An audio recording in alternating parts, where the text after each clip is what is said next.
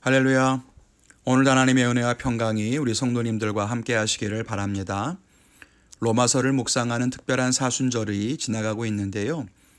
로마서의 앞부분에서는 구원의 은혜와 하나님의 차별 없는 사랑에 대해 이야기했다면 뒷부분에 이르러서는 구원받은 성도가 어떤 자세로 살아야 할 것인지를 계속 알려주고 있습니다.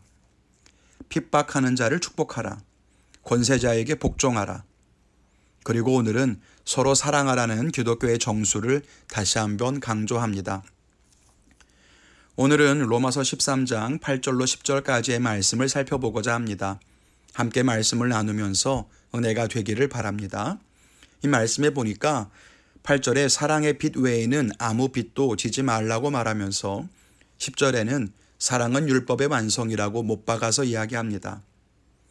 함께 생각해 보기를 원합니다. 그 첫째는 말씀드린 것처럼 사랑은 율법의 완성이라는 겁니다. 성경에는 많은 명령이 등장합니다. 먼저 행동에 대한 명령이 있습니다. 나누어 주라, 섬기라, 용서하라, 네 것을 포기하라, 기도하라와 같은 명령이지요. 또 태도에 대한 명령도 있습니다. 타협하지 말라, 거룩하라, 정결을 지키라. 감정에 대한 명령도 있습니다. 두려워하지 말라, 기뻐하라. 그리고 오늘 사랑하라는 명령이 나옵니다. 그런데 여러분, 사랑하라는 명령은 행동일까요? 아니면 태도일까요? 아니면 감정일까요?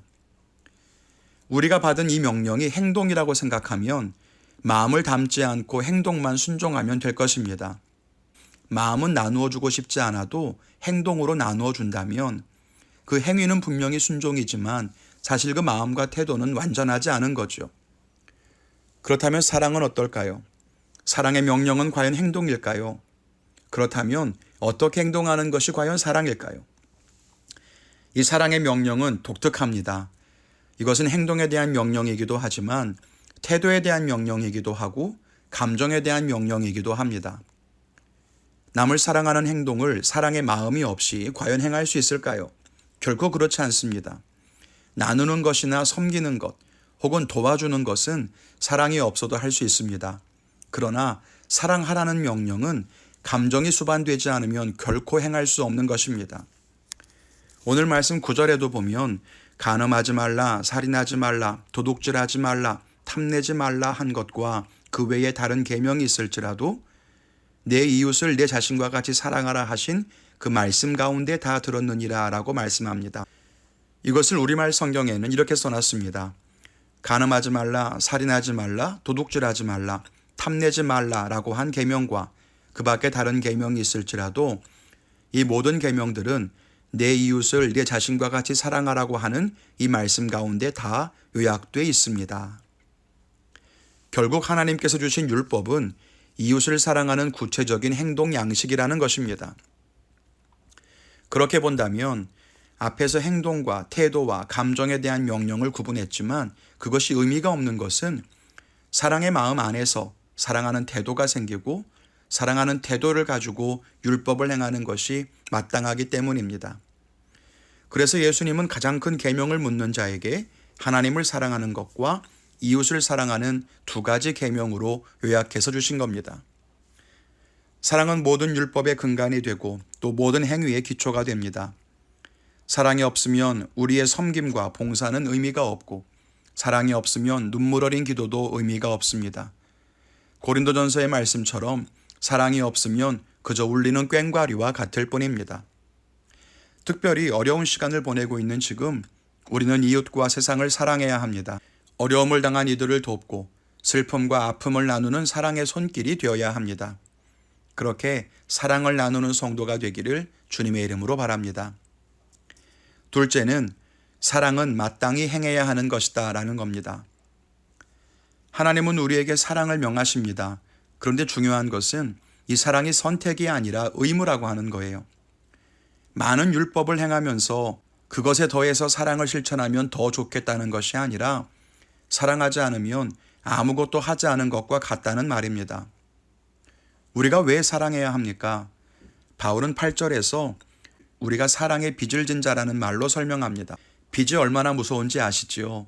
이것을 갚지 않으면 얼마나 큰 괴로움을 당하는지 우리는 알고 있습니다. 그런데 우리가 사랑으로 빚진 자라는 겁니다. 아니, 내가 왜 사람들에게 사랑으로 빚을 졌는가? 그것은 그리스도의 사랑 때문입니다. 우리는 그리스도의 사랑으로 죄 사함 받고 구원받았습니다. 얼마나 큰 사랑을 받았는지 모릅니다. 그런데 그 사랑은 나만을 위한 것이 아니라 모든 사람을 위한 큰 사랑입니다.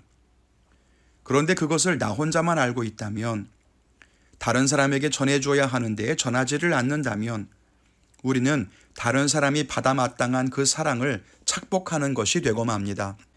옆 사람과 나눠 먹으라고 준 맛있는 사탕을 나 혼자서 다 먹어버리고 입을 씻는다면 잘못하는 일 아니겠습니까? 옆 사람에게 나눠 주어야지요. 그런데 내 것을 주는 것이 아니라 그 사람이 받아야 할 당연한 몫을 주는 것이라는 겁니다. 그래서 빚졌다라고 말합니다. 내가 받은 사랑은 옆 사람도 받아야 하는 그의 몫입니다. 그것을 내가 받고 또 마땅히 그에게 전해주어야 합니다. 이것이 사랑의 빚이라고 하는 겁니다. 그러므로 우리는 이웃을 사랑할 때 우리 자신을 자랑할 거리가 없습니다. 내가 의로워서도 아니고 내가 선하거나 거룩하기 때문도 아닙니다. 그저 당신은 사랑받기 위해 태어난 사람이기 때문에 전해주는 것뿐입니다. 우리는 이웃을 사랑해야 합니다. 그것은 우리의 공로가 될 수 없습니다. 사랑하지 않으면 책망받을 것이기 때문에 사랑해야 합니다. 복음을 전하는 것도 마찬가지. 우리의 것이 아닌 모든 사람이 들어야 할 복음을 들려주고 모든 사람이 받아야 할 사랑을 나눠주는 것이 성도의 마땅한 태도라는 것을 우리는 기억해야 할 것입니다. 오늘도 이 사랑으로 세상을 이기는 삶을 살기를 바랍니다. 지금의 어려움과 혼란이 그리스도의 사랑과 성도의 실천으로 극복될 줄로 믿습니다. 사랑을 나누며 승리하고 하나님의 은혜와 복을 충만히 누리는 믿음의 성도가 되시기를 주님의 이름으로 축원합니다.